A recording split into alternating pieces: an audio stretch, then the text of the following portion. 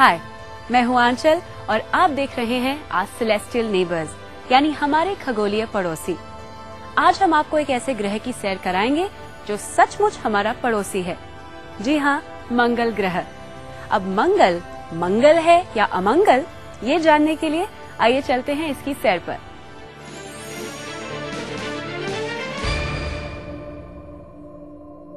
महाशक्तिशाली cosmic महासागर पर रात हमेशा जवान रहती है। तारामंडल का जगमगाता प्रकाश पुंज घटकर इस खौफनाक चित्रपट पर अतिशय धुंधला, फीका, बारीक धागों का गुच्छा जैसा हो आता है। यहाँ तक कि हमारे तारक समूह आकाशगंगा अपनी गैस की धूल की वजह से अपनी भरपूर चमक के बावजूद धुंधले पड़ जाते हैं और सितारे भी रात के परिदृश्य में बेहद फीके नजर आते हैं। लेकिन इनके जरा करीब जाते ही यह अपने भरपूर जादुई और मोहक रंगों में एकदम से फूट पड़ते हैं। आकाशगंगा के बाहरी कोरों पर इस दूरवर्ती कोने में हम मानव प्राणी रसे बसे हुए हैं।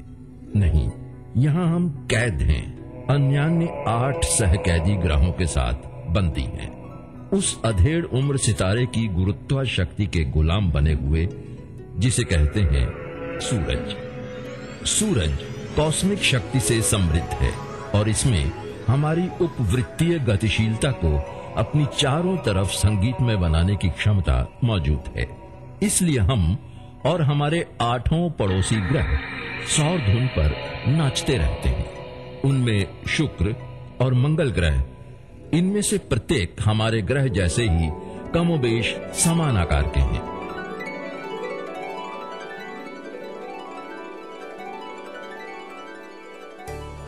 इन दोनों ग्रहों के धरातल चट्टानी हैं और ये गैसीय वातावरण से घिरे हुए हैं।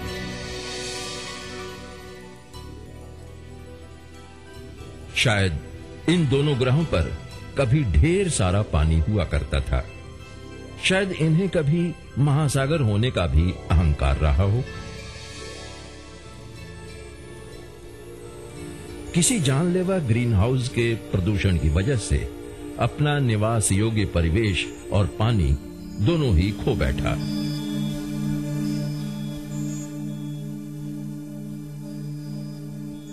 और अब हमें पता चल चुका है कि मंगल ग्रह को तकदीर का जबरदस्त धक्का लगा। वायुमंडल में कल्पनातीत प्रदूषण के कारण हिमयुग में परिवर्तित हो गया।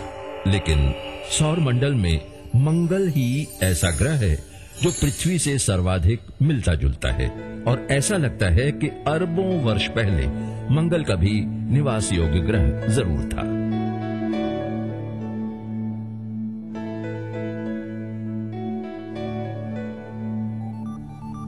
संभवतः आप सब जानते हो, किसी भी ग्रह की गतिशीलता की धुरी वह कल्पित रेखा है जो दक्षिणी ध्रुव से उत्तरी ध्रुव तक फैली हुई है।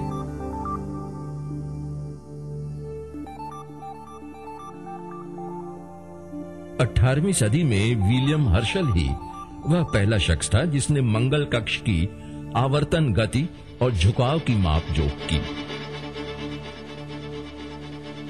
यह झुकाव 25.2 डिग्री है, जबकि पृथ्वी की घूमती हुई धुरी का झुकाव 23.5 डिग्री है। ये झुकी हुई धुरी और सुदीर्घ मंगल वर्ष मंगल ग्रह पर पृथ्वी के दुगने लंबे मौसम का सृजन करते हैं।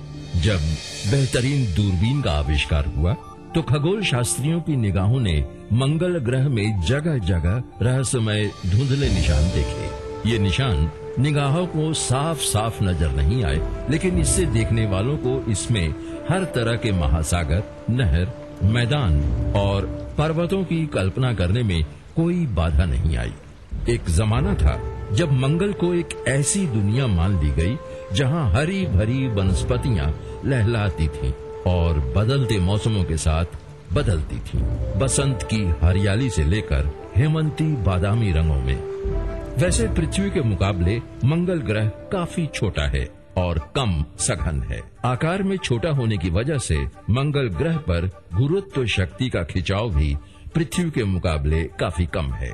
पृथ्वी पर अगर किसी प्राणी का वजन 70 केजी है तो मंगल ग्रह पर उसका वजन कुल 27 केजी होगा।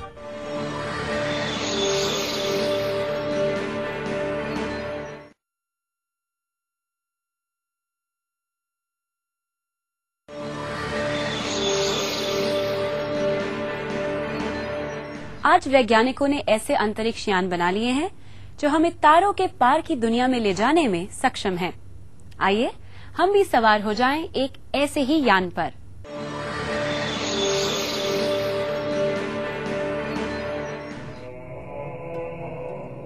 मंगल ग्रह पृथ्वी के भी पार तक बिछा हुआ है और ये सूरज से बाहर निकला हुआ चौथा ग्रह है। पृथ्वी के मुकाबले मंगल का दीर्घ वृत्ताकार कक्ष काफी बड़ा है, यानी एलिप्टिकल। इसलिए समय समय पर पृथ्वी और मंगल के बीच की दूरी बदलती रहती है। पृथ्वी से मंगल की सबसे सुदीर्घतम दूरी 400 मिलियन किलोमीटर है।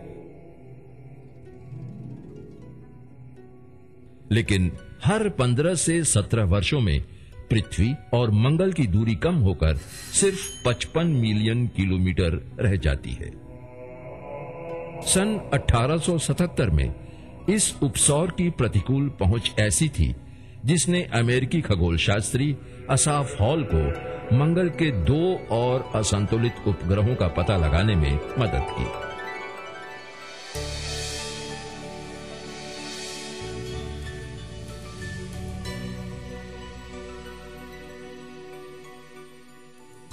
असाफ हॉल ने बड़े उपग्रह को एक विशेष नाम दे डाला, फोबोस, यानी डर। किसी दिन ये फोबोस उपग्रह मंगल ग्रह के अध्ययन के लिए अंतरिक्ष स्टेशन के तौर पर या मंगल तक आने जाने के सफर के दौरान ठहरने के लिए उपयोगी हो सकता है। छोटे उपग्रह को नाम दिया गया डीमोस। यह नाम मिस्र के युद्ध देवता के रथ के घोड़ों के सम्मान में दिया गया था। फोबोस और डीमोस संभवतः 2 ग्रहिकाएं हैं जो मंगल ग्रह द्वारा पकड़ी गई थीं और अब वे उस ग्रह के चारों तरफ घूमती रहती हैं। पृथ्वी 365 दिनों में एक बार सूरज की चारों तरफ चक्कर लगाती है और इसी से हम वर्ष की दीर्घता निश्चित करते हैं। मंगल ग्रह सूरज के इर्द गिर्द परिक्रमा में लगभग 2 पृथ्वी वर्ष लगाता है। इसलिए मंगल ग्रह में एक वर्ष की दीर्घता पृथ्वी के लगभग 687 दिन या लगभग 23 पृथ्वी माह के बराबर होते हैं। सन 1966 में इतालवी खगोल शास्त्री कैसिनी ने पता लगाया कि मंगल ग्रह पर सफेद सफेद धब्बे हैं जो मंगल की धुरियों को ढके हुए हैं। बाद में जर्मन खगोलविद विलियम हर्शल द्वारा किए गए अध्ययनों से इस बात की पुष्टि हुई कि ये सब धुरी कैप्स थे जो मंगल वर्षों के दौरान बड़े होते गए, पृथ्वी के हिम कैप्स की तरह। दरअसल मंगल के बारे में पृथ्वी आधारित सभी दूरगामी अध्ययन बच्चों के खिलवाड़ जैसे साबित हुए। मैरिनर 4 ने धधकते साहस के साथ मंगल ग्रह की धरती पर कदम रखा। मैरिनर 4 ने जो तस्वीरें भेजी उसने बेहद अलग और बेहद बंजर कथा की जानकारी दी। वहां सभी तरह के मरुद्वीप और दूर दूर तक फैली हुई वनस्पति की धारणा कोरी भ्रांति साबित हुई। मंगल बेहद निर्मम घोस्ट प्लैनेट यानी प्रेत लोक साबित हुआ। सन 1971 में मैरिनर 9 ने मंगल ग्रह पर बेहद आश्चर्यजनक परिवर्तन के दृश्य का नजारा किया। जब इसने मंगल ग्रह की परिक्रमा शुरू की उस वक्त धूल धक्कड़ भरी खौफनाक आंधी ने उस ग्रह को ढक लिया। धूल की आंधी लगातार 2 महीनों तक मैरिनर 9 के कैमरे द्वारा मंगल के धरातल को देखने में रुकावट बनी रही। ऊपर से धूल में लिपटे बड़े बड़े ज्वालामुखी पर्वतों के शिखर नजर आए जो ऊंचे ऊंचे पर्वत के बजाय गोलाकार कुंड जैसे लग रहे थे। धूल की आंधी जब छट गई, मैरिनर 9 ने मंगल ग्रह के 4 विशाल ज्वालामुखी शिखरों की तस्वीरें भेजी। मंगल ग्रह पर इतने बड़े बड़े पर्वत हैं कि हमारा माउंट एवरेस्ट भी उनके सामने छोटा पड़ जाए। इस बारे में हम आपको और बताएंगे, लेकिन एक छोटे से ब्रेक के बाद।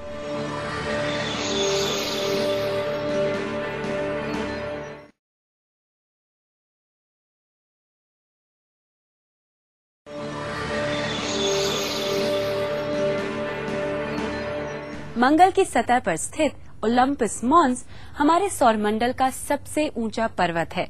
ये हमारे माउंट एवरेस्ट से भी 3 गुना ऊंचा है।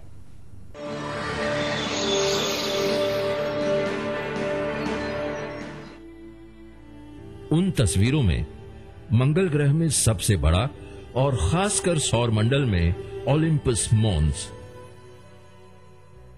नीचे फैले हुए मैदानों की सतह से 24,000 मीटर ऊपर ग्रह के उत्तरी अर्धवृत्त में स्थित, जो पृथ्वी के सर्वोच्च पर्वत शिखर एवरेस्ट से 3 गुना बड़ा था।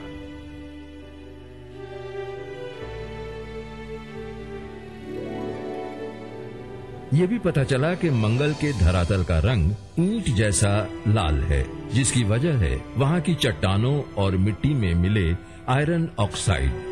मंगल के भीतरी हिस्से में काफी गहरे तक आयरन के घने पिंड हैं। मंगल ग्रह की चौथाई जमीन पर अविश्वसनीय खाई, महाखड्ड, तंग घाटी फैली हुई है, जिसे वेलिस मैरिनरीज कहते हैं। पृथ्वी के पैमाने पर यह फैलाव कश्मीर से श्रीलंका के दक्षिणी तट तक फैला हुआ है और ये एरिजोना के ग्रैंड कैनियन से 6 गुने ज्यादा गहरा है। वैसे मैरिनर 9 ने हमें और भी विस्मयकारी जानकारियां दी। अंतरिक्ष यान ने हमें मंगल ग्रह में सुदूर अतीत में दूर दूर तक पानी की बहती धारा के वृहद मार्गों के चित्र भेजे। मंगल ग्रह की ये धूस रहित सूखी धाराएं कभी उमड़ती नदियां थीं। मंगल ग्रह के धरातल पर वायुमंडलीय दबाव के बारे में आप सब जानते होंगे। अब वह दबाव पृथ्वी के 1% से भी कम है। वैसे कम वायुमंडलीय दबाव में पानी तक उबलने लगे और 0 डिग्री सेल्सियस तक के तापमान में भाप बनकर उड़ जाए। इसके बावजूद इस बात के पर्याप्त प्रमाण हैं, जिसके सहारे यह निर्णय लिया जा सकता है कि करोड़ों वर्ष पहले मंगल ग्रह में कभी काफी सघन वायुमंडल मौजूद था और इसकी धरती पर पानी भी उपलब्ध था। दुर्भाग्यवश किसी सुरक्षात्मक वायुमंडल के अभाव में मंगल ग्रह का धरातल बुझने लगा और बेजान हो आया। इसका भूखंड टुकड़े टुकड़े हो गया।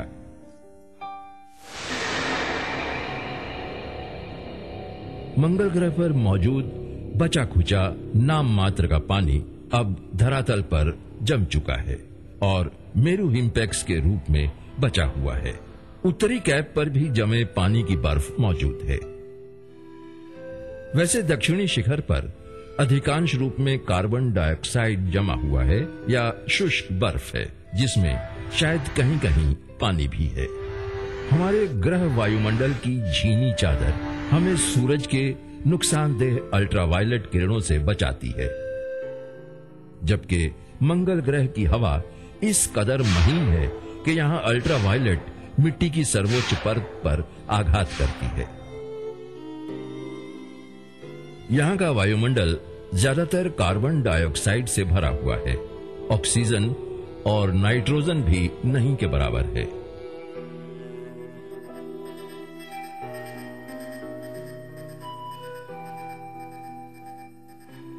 मैरिनर 9 इस सवाल का जवाब देने में नाकाम रहा है, जो सदियों से हमारे दिमाग में हलचल मचाता रहा है। वो क्या, मंगल ग्रह में क्या जीवन मौजूद है? सन 1976 की जुलाई में यह पता लगाने के लिए कि मंगल ग्रह में सच ही जीवन मौजूद है या नहीं, वाइकिंग अंतरिक्ष यान ने मंगल ग्रह का चक्कर लगाना शुरू कर दिया।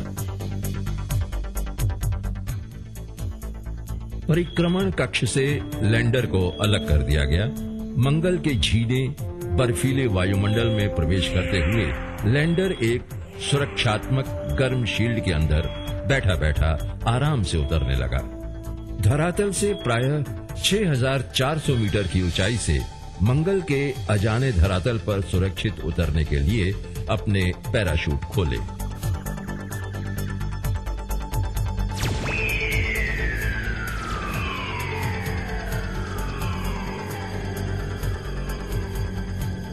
रॉकेट छोड़े गए, मानो असमय ही जश्न मनाया जाने लगा और अंत में ऐतिहासिक सफलता के साथ वह क्राइसी प्लेनेशिया के क्षेत्र में उतर पड़ा। वाइकिंग लैंडर के आसपास का धरातल रहस्यमय गुलाबी आसमान तले पथरीली चट्टानों से बना है। लैंडर के खास खुदाई उपकरण ने नमूना इकट्ठा करने के लिए वहां की मिट्टी की खुदाई की और ये जांच की कि वहां जीवन के निशान हैं या नहीं। लेकिन अफसोस, मंगल ग्रह की मिट्टी के ऊपर या नीचे कहीं भी जीवन के निशान नहीं मिले।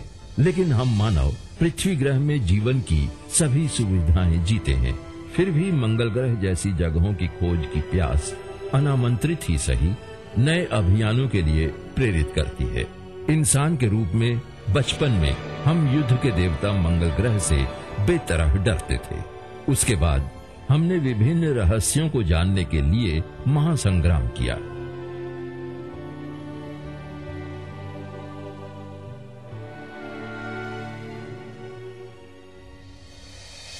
आजकल हम सब मंगल ग्रह में किसी ऐसे उपयुक्त स्थान की तलाश में हैं जहां की लाल धूल में पहली बार हमारे कदमों के निशान अंकित होंगे और चकरा देने वाली ऊंचाइयों तक पहुंचने के लिए तहलका मचा देंगे।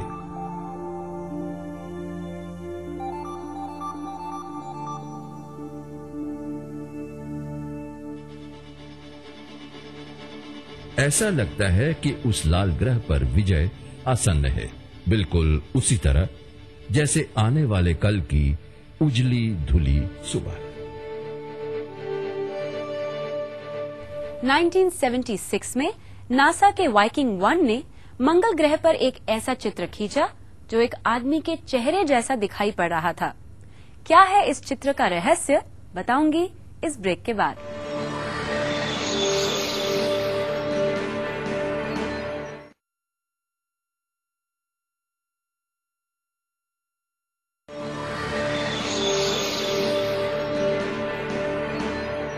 ब्रेक से पहले मैं आपको बता रही थी वाइकिंग 1 द्वारा लिए गए उस चित्र की जो मानवीय चेहरे की तरह दिखाई पड़ रहा था। वास्तव में ये मंगल ग्रह के नॉर्दर्न प्लेन के एक हिल का फोटो था जो बिल्कुल ह्यूमन फेस की तरह दिखता था। आपको सुनकर जरूर हैरानी हुई होगी, लेकिन मुझे इस समय ये हैरानी हो रही है कि छोटी छोटी मधुमक्खियां आखिर शहद कैसे बनाती हैं।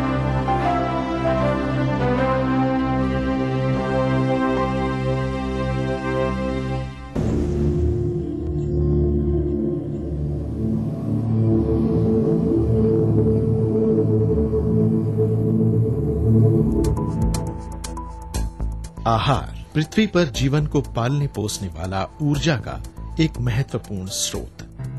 हम जिस अनाज, फलों और सब्जियों को खाते हैं, उनके करीब 70% हिस्से का परागण मधुमक्खियों और तितलियों द्वारा किया जाता है। मधुमक्खी पृथ्वी की सबसे कुशल पॉलिनेटर होती है। ये आहार की खोज में रोजाना 80 किलोमीटर तक का सफर तय कर सकती है।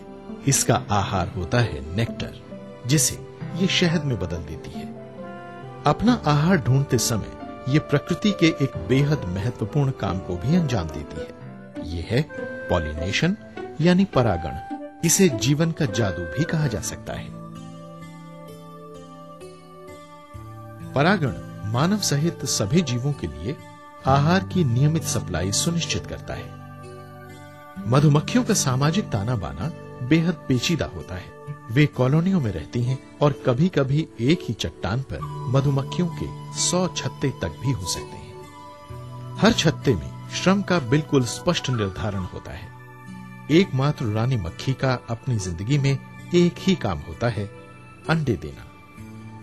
उससे प्रणय करने वाली नर मधुमक्खी भी छत्ते में होती है। इसके अलावा 50 से 60 हजार कामगार मधुमक्खियां होती हैं जो नेक्टर इकट्ठा करती हैं, परागण करती हैं, बच्चों को पालती पोसती हैं और छत्ते को बचाती भी हैं। मधुमक्खियां पराग को इकट्ठा करके अपनी पिछली टांगों पर बने थैलों में भर लेती हैं। पराग से भर जाने के बाद ये अपने उन छत्तों की तरफ बढ़ जाती हैं जो आमतौर पर पेड़ों, चट्टानों या बेहद मुश्किल पहुंच वाली जगहों में लगे होते हैं। वैज्ञानिकों ने यह खोजा है कि मधुमक्खियों की अपनी भाषा होती है। वे 8 की संख्या का आकार बना लेती हैं, जिसका मतलब होता है आहार इस तरफ है।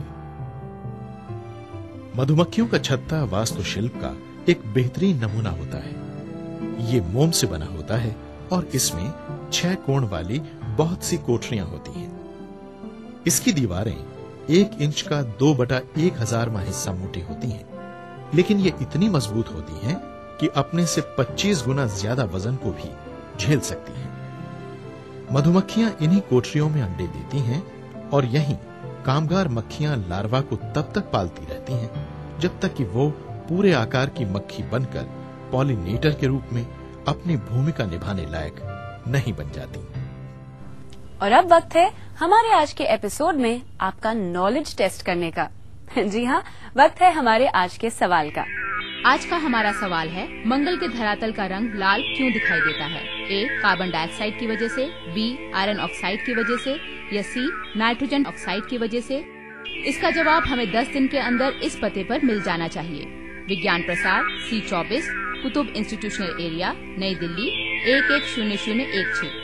आप हमें ईमेल भी कर सकते हैं। हमारा ईमेल आईडी है contest@vigyanprasar.gov.in।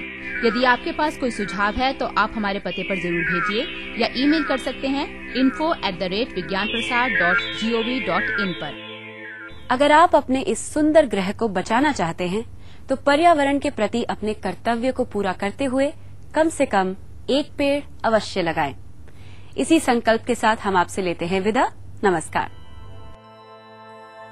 अपने अगले अंक में हम चर्चा करेंगे मंगल पर भेजे गए अभियानों के बारे में।